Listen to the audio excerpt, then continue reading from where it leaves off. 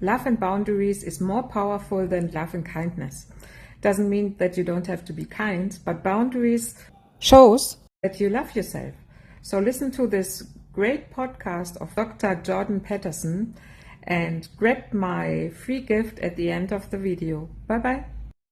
People talk about love as if it's this magical, uncontrollable force, like some great wind that sweeps you up and carries you wherever it pleases. But that's not how it works. Not really. Love, in its truest form, isn't chaos, it's structure. It's the container that gives meaning to chaos. And that's why the avoidant, the person who runs from closeness, who hides behind a fortress of independence and self-sufficiency, doesn't fall in love with kindness or beauty or even passion. They fall in love with boundaries. That might sound paradoxical. You'd think someone who fears closeness would recoil from limits, from rules, from lines drawn in the sand. But no, boundaries are what make them feel safe enough to stop running. It's the one thing that pierces the armor, that makes them stop, turn around, and face what they've been avoiding all along. Because deep down, an avoidant isn't cold. They're terrified. Terrified of being consumed. Terrified of losing themselves in another person. You've seen it before. Someone seems aloof, distant, impossible to reach. You try to show them love, patience, understanding. You think if you just give more, they'll soften, open up, finally trust you. But instead, they withdraw further. They ghost. They criticize. They dismiss. They need space. They need time. You're left confused because the more love you give, the less they seem to want it. You think maybe something's wrong with you, but it's not that at all. It's that your love, unchecked, feels like intrusion. And here's the cruel twist. Avoidants crave love just as deeply as anyone else. But they crave it from a distance. They want to know it's there, waiting, loyal, unwavering, but not encroaching. They want to reach for it, not be suffocated by it. It's like standing before a fire. They want the warmth, not the burn. But without boundaries, the fire spreads. Without form, love turns to chaos. The boundary is the structure that gives love meaning. It says, I love you, but I am not here to save you. I care about you, but I will not shrink myself for you. I want you, but I don't need to chase you through your own fear. And that, right there, is the paradox that makes avoidants fall in love. Because for the first time, they meet someone who doesn't crumble under the pressure of their distance. Someone who can hold their own shape. You see, boundaries aren't barriers. They're definitions. They tell the world who you are, and more importantly, who you are not. Without them, you dissolve into someone else's chaos. You lose your center. And the avoidant, they can sense that immediately. They can smell instability, desperation, neediness from a mile away. They recoil because they don't want to be trapped inside someone else's emotional storm. But when they encounter a person who has mastered the art of boundaries, someone calm, composed, steady, they feel something rare. They feel safe. And safety to the avoidant is the key to connection. They've spent years building emotional walls, not because they don't want love, but because love, to them, once meant danger. Maybe they were smothered by a parent who called control affection. Maybe they were abandoned when they opened up, punished for their vulnerability. So now they equate love with loss. Closeness with entrapment. So, when you show up without boundaries, you confirm their fear. You become the chaos they've been avoiding. But when you draw that line, firm, unshakable, it confuses them. Suddenly, they can't categorize you. You're not chasing, but you're not rejecting either. You're present, but independent. Available, but grounded. You're the one who says, I care about you, but I will not betray myself to prove it. And in that moment, something profound happens in the mind of the avoidant. The world, which once felt full of threats, starts to feel safe enough to explore. And that's when the chase begins, not yours, theirs. Because here's the truth. The avoidant falls for the person who cannot be consumed. They fall for the person who holds their boundary with grace and strength. It's not about playing hard to get. It's about being hard to lose. There's one moment, a single, almost invisible moment, that decides whether an avoidant will run forever or fall in love forever. You won't see it coming, and they won't either. It happens in the silence between connection and distance, in the split second where your reaction defines the entire relationship. Most people fail this test. They chase, they over-explain, they try to close the gap. But there's another way, the way that makes them stay. And that's what I'm going to tell you next. Because once you understand this moment, once you master this single boundary, you will never have to chase love again. It's subtle, it's psychological, it's the line between attraction and attachment, between being chosen and being tolerated. And it all begins the moment the avoidant pulls away. Most people panic when that happens. They interpret distance as rejection. They try to bridge the gap, to reassure, to pull the person back in. But what they don't realize is that the avoidant isn't testing their affection. They're testing the strength of the container. They're asking, can you still hold your center when I withdraw? That's the moment. The one that makes them fall in love forever. When you stay grounded, when you don't chase, when you don't fold under the pressure of their distance, when you remain loving but self-contained. That's when the avoidant sees something they can trust. Because if you can hold your boundary in that moment, you become the first person in their life who proves that love doesn't have to mean suffocation. When you say, take your space, I'm here when you're ready, but you actually mean it, when you don't collapse into anxiety or resentment, you're teaching their nervous system something entirely new. You're showing them that connection and independence can coexist. You're showing them that love can feel safe. Now, it doesn't happen overnight. Avoidants are masters of retreat. They'll test you again and again, not because they're manipulative, but because they're terrified. They'll see how consistent you are. They'll pull back to see if you'll chase. They'll test whether your boundaries are real or just performance. And every time you stay steady, every time you choose calm over chaos, you rewrite the story they've been living since childhood. You show them that love doesn't require self-erasure. Boundaries are not walls, they're doors. They say, you can come close, but only if you knock. And the avoidant, for the first time, begins to understand that they don't have to lose themselves to be loved. That's what makes them stay. That's what makes them fall. And if you think this is about some strategy to make them chase you, you've missed the point. This isn't manipulation, it's mastery.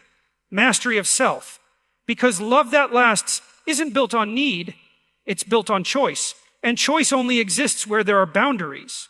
Without them, love turns to dependency. And dependency kills desire. The avoidant doesn't fall for the one who loves them most. They fall for the one who knows themselves best. The one who stands firm when everything else wavers. The one who doesn't mistake silence for rejection or space for abandonment. They fall for the one who can say, I understand your fear, but I won't live inside it. And when they meet that person, someone who can love without losing themselves, something shifts deep inside them. The fear begins to unravel. The walls start to soften. Because finally, they've met someone whose strength doesn't come from control, but from self-respect. That's the power of the boundary, that's it. Simple, but unshakable. The moment you internalize it, everything shifts.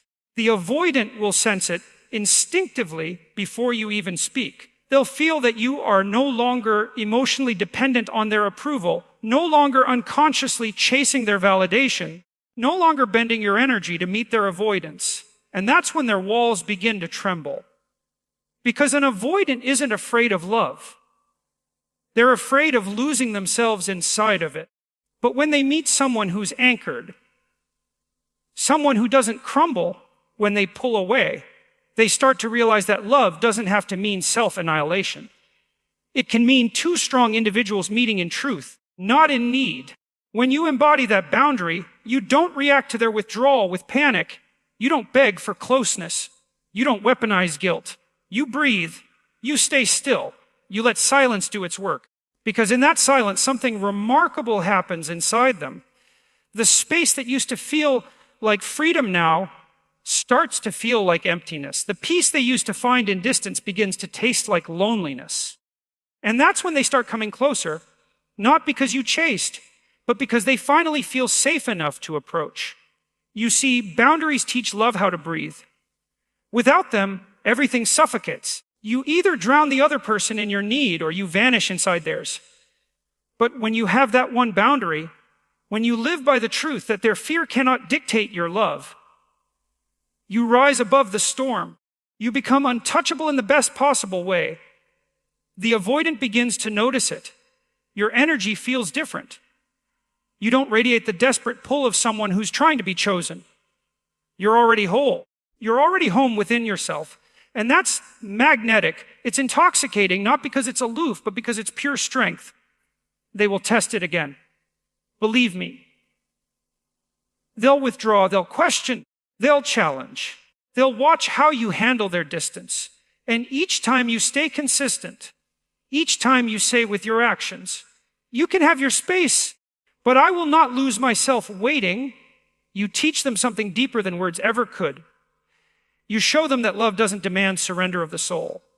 Now, the average person, unaware of this dynamic, takes the opposite path.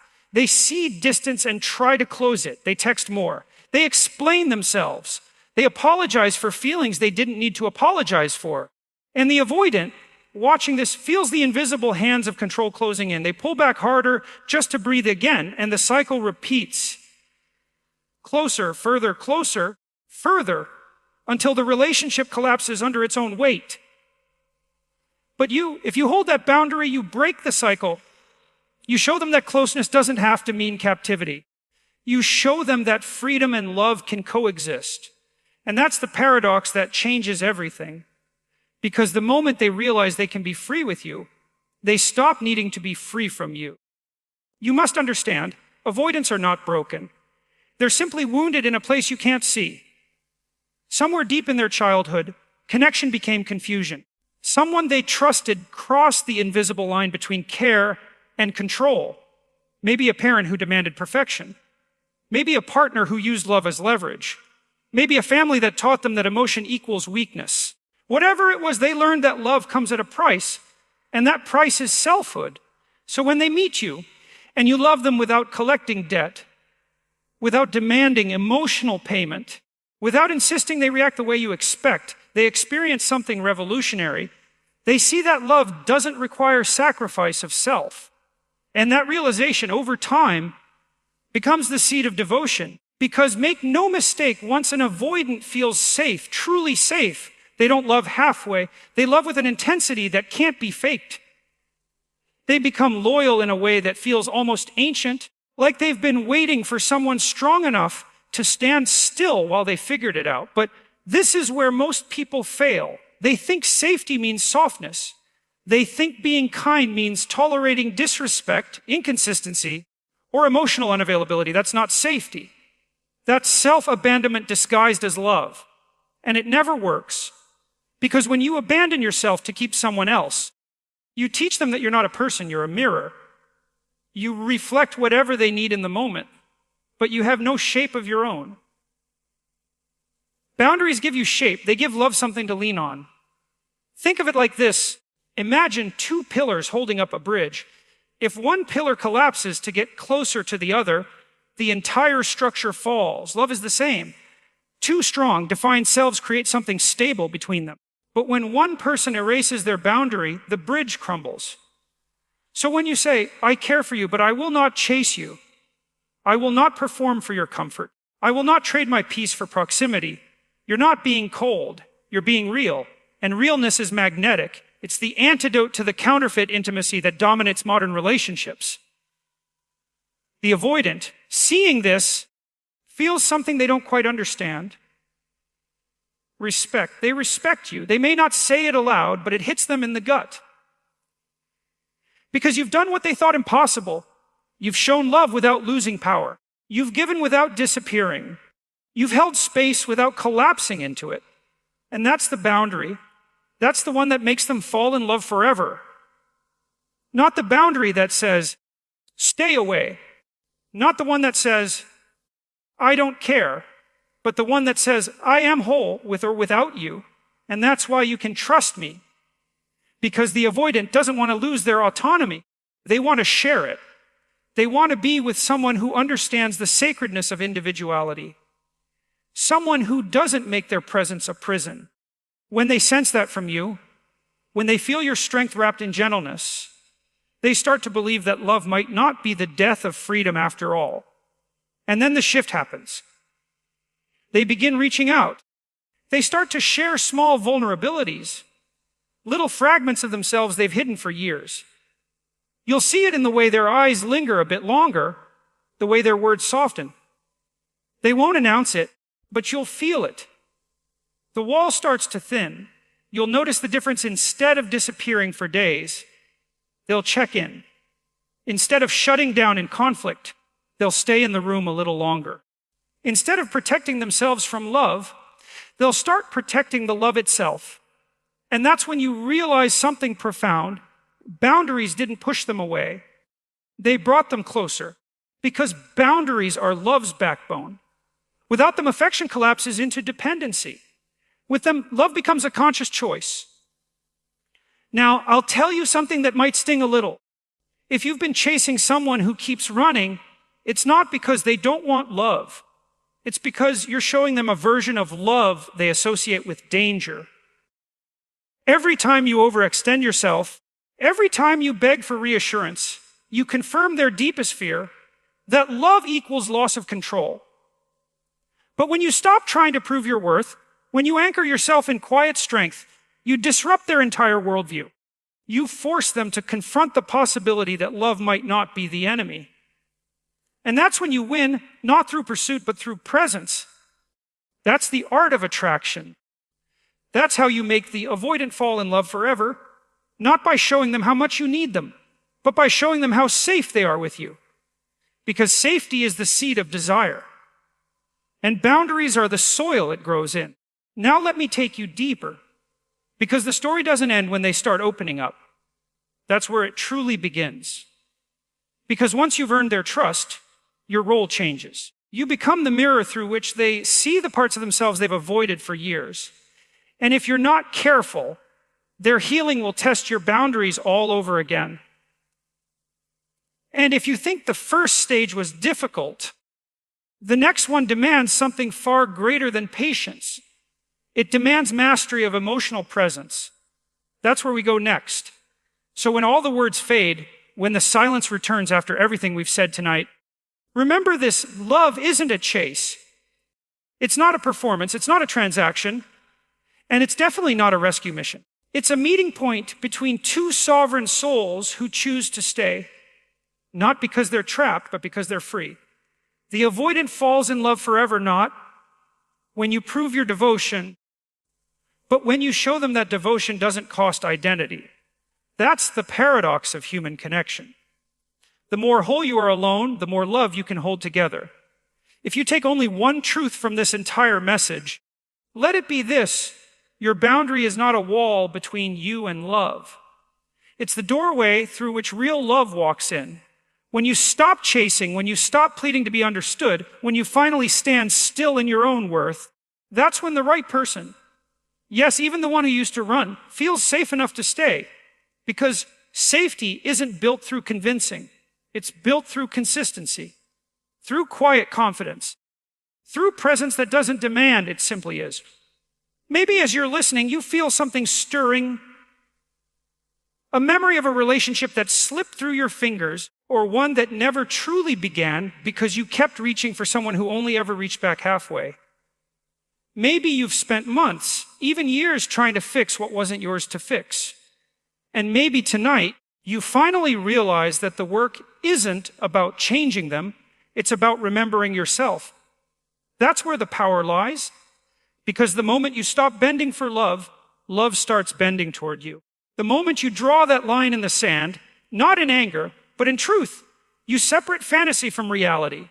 You stop trying to be chosen, and you start choosing. Choosing your peace, choosing your worth, choosing your boundaries as sacred. And that's not selfishness, that's self-respect. It's the kind of strength that makes you magnetic without even trying. It's the reason some people walk away confused, wondering how you stayed so calm while their chaos tried to pull you under. And it's the reason the right people, the ones who've done their own work, will recognize you immediately. Because strength recognizes strength. Wholeness calls to wholeness. So here's the final truth, that one boundary isn't a rule you tell someone. It's a standard you live by. It's the way you hold yourself when love gets uncertain. It's the calm in your voice when you say, I care, but I won't compromise who I am. It's the quiet confidence that tells the world, I don't need to be needed. I choose to be chosen. And if you ever doubt that this works, if you ever think you have to shrink yourself just to be loved, remember this moment. Remember how it felt to hear these words and recognize that strength isn't coldness. Boundaries aren't distance. They're the only way love can stay alive. Without them, everything dissolves. With them, everything deepens. So as we close tonight, ask yourself, where in your life have you been giving too much just to keep someone close? Where have you been erasing your edges, hoping they'll finally see you? And what would happen if just once you chose to stop running after what keeps running from you? What if the love you're chasing has been waiting all along for the version of you that knows how to stand still? Because that version of you, the one who is calm, grounded, unshakable, that's the one they'll fall for. That's the one you'll fall for. The self that doesn't disappear inside anyone's fear. The self that knows the boundary between caring and losing yourself. That's the self that creates lasting love. Now, if this message spoke to you, if it stirred something inside you, don't let it fade when the video ends. Carry it. Reflect on it. Let it shape the way you love from this moment forward. And if you felt that spark, if this reminded you of someone or helped you understand yourself better, I want to hear from you. Drop a comment below and tell me where in the world you're watching from and how old you are right now in this season of your life. Because age doesn't define wisdom, experience does. And your story might be the one that gives someone else the strength to draw their own line, to reclaim their own self. And if this message gave you value, if it helped you see love in a different light, hit that like button. It tells me this kind of truth matters to you. Share it with someone who's been chasing love the hard way, someone who needs to hear that boundaries aren't the end of love. They're the beginning. And don't forget to subscribe, because this journey we're on, it's not about tricks or tactics. It's about transformation. Every week, we dive deeper into what it means to love consciously, to live courageously, and to build relationships that last because they're rooted in strength, not fear. And if you've made it all the way to the end of this video, that means you're ready for that kind of change. You're not just listening, you're evolving. So take a breath. Feel that stillness inside you. That's the space where real connection begins. Not in the chase, not in the chaos, but in the quiet knowing that you are enough as you are. That's the boundary. That's the energy that makes avoidance fall in love forever. Because you can't be truly loved until you're willing to be fully yourself. Now go live that truth, not tomorrow, not someday, right now. And before you go, tell me this in the comments. What boundary do you need to hold for yourself this week? Write it down. Declare it. Because the moment you put into words, it becomes real. I'll be reading your answers, every single one. This isn't just a video. It's a conversation, a movement towards stronger love, deeper self-respect, and unshakable inner peace. So thank you for being here. Thank you for showing up for yourself. And until next time, stay grounded, stay real, and never forget, your boundary isn't what pushes love away. It's what makes it last. Hope you enjoyed the podcast. Click in the description text below and click on the link and enjoy my free gift. A lot of love. Bye-bye.